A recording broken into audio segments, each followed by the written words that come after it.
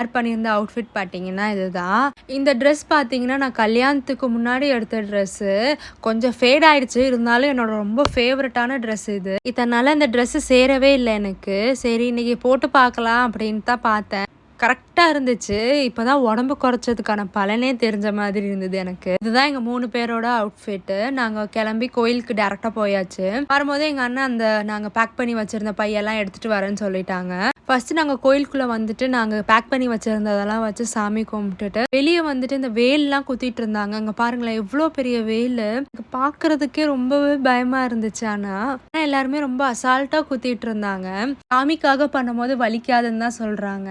இந்த பால் குடம் தூக்குறவங்க வேல் குத்திருக்கவங்க எல்லாம் டேரெக்டாக வடபழனி கோயிலுக்கு நடந்தே போவாங்க. அவங்க எல்லாருக்குமே நாங்கள் ப்ரிப்பேர் பண்ணி வச்சுருந்த அந்த கர்ட் ரைஸ் அப்புறம் அந்த ஜூஸ் எல்லாமே நாங்கள் அவங்களுக்கு கொடுத்தோம். அடிக்கிற வெயிலுக்கு வந்து எல்லாருமே நிறைய இந்த ஜூஸ் பாட்டில்ஸ் தான் கேட்டாங்க. ஏன்னா நடந்தே அவ்வளோ தூரம் போகணும், நிறைய தாகம் தான் எடுக்கும் அவங்களுக்கு.